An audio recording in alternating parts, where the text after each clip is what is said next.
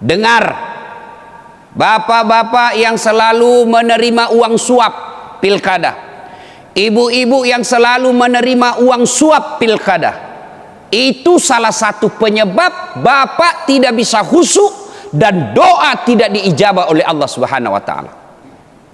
Berapa kita dapat kalau pilkada? Paling 300.000. Satu hari makan bakso dengan teman-teman habis.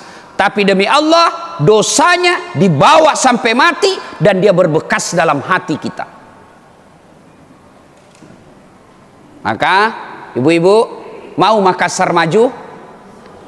Mau? Bapak-bapak mau Makassar maju? Sejahtera? Hindari sogok. Kalau nak kasih ki, tolak. Bisa ki bu? Bisa ki? Makanya miskin terus ki. Ayo, kalau mau maju memajukan bangsa Indonesia, khususnya rakyat Makassar, kalau ada yang datang bawa beras, ada yang datang bawa sogoan, kalau ibu mau membantu anak-anaknya, bukan ibu saja yang akan bahagia, tapi anak-anaknya nanti menikmati pemimpin yang baik, maka caranya rekam itu. Rekam, bawa polisi. Itu namanya bapak ibu peduli memajukan masyarakat Makassar. Uang 300.000 satu kali makan habis. Dosanya kita bawa sampai mati. Bahkan efeknya terpilih pemimpin yang bukan mensejahterakan rakyatnya, tapi bagaimana kembali modal. Sudah mako pemilihan wali kota, terpilih wali kota, dilantik yang wali kota yang karena menang karena menyogok, maka besok-besok kau akan cari mana itu. Tidak pernah datang lihat kita. Dulu selalu keluar masuk lorong, datang masjid, mana ngasem itu dulu. Nah bilang laku apa pilih aku, nah sudah aku bayar 300. Cidak kok, masih mau kok. Maka penyebab, salah satu sebab doa kita tidak diijabah Allah, hati kita keras, tidak bisa khusyuk karena terlalu senang makan uang haram.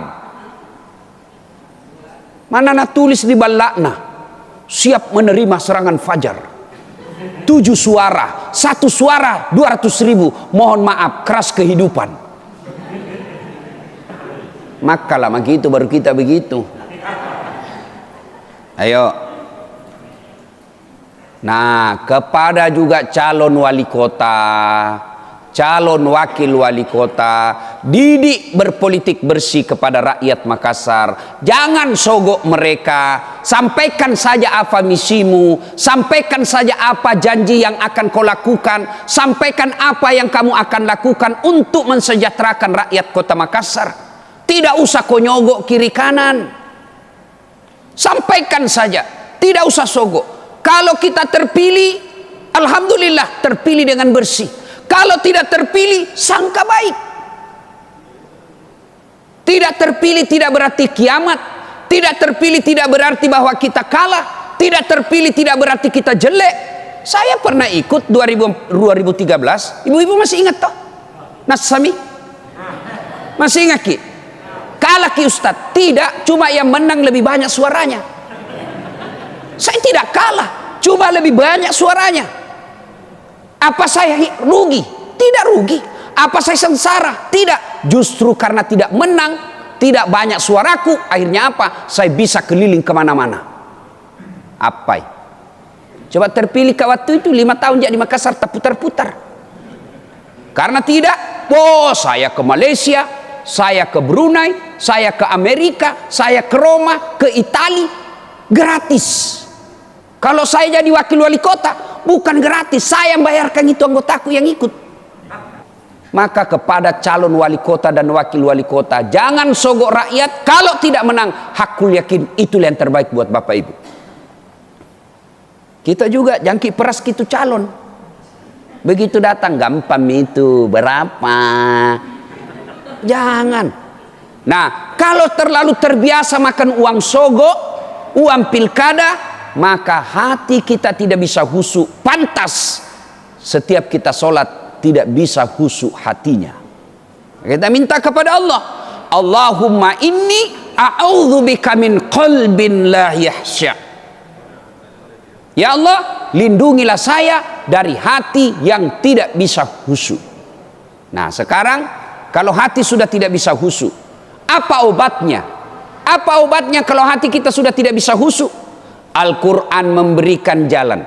Kalau COVID corona belum sampai sekarang belum didapat obatnya. Paling cuma WHO menganjurkan 3. Jaga jarak, pakai masker, cuci tangan di air yang mengalir.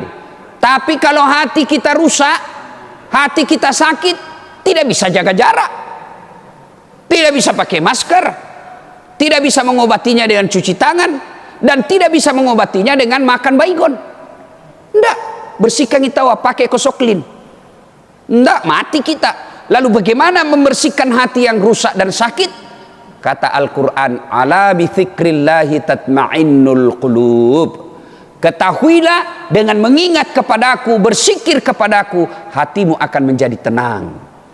Nah, jadi kalau kita rasa susah sekali khusyuk, setiap kita sholat, kita bayangkan pernah makan barang haram, maka istighfar, bertobat kepada Allah, mengganti dengan kebaikan. Dengan cara apa? Memperbanyak istighfar, memperbanyak tahlil dan tahmid tahlil.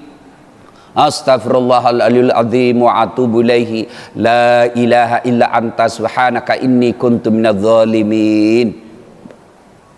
Zikir itu terlalu panjang Ustaz, ya zikir yang pendek-pendek. La ilaha illallah, la ilaha illallah, subhanallah, subhanallah. Kata Nabi, ada 2 kalimat yang sangat ringan di mulutmu, gampang kau ucapkan, tapi timbangannya nanti di akhirat berat, sangat berat timbangannya, yaitu kalimat subhanallah walhamdulillah. Nah, ini yang pertama yang kita minta kepada Allah, perlindungan dari hati yang tidak bisa khusyuk. Yang kedua, kita minta lagi kepada Allah Subhanahu wa taala, wa min nafsin la tasba. Ya Allah, lindungilah kami, saya, dari nafsu yang tidak bisa puas. Ini kalau nafsu tidak pernah puas, hakul yakin tidak akan pernah bahagia dan tidak akan pernah rasakan kaya. Kira-kira kita miskin ini apa karena Allah tidak kasih rezeki? Kita miskin ini bukan karena Allah tidak kasih rezeki, tapi karena selera kita, gaya hidup kita melebihi Allah yang Allah berikan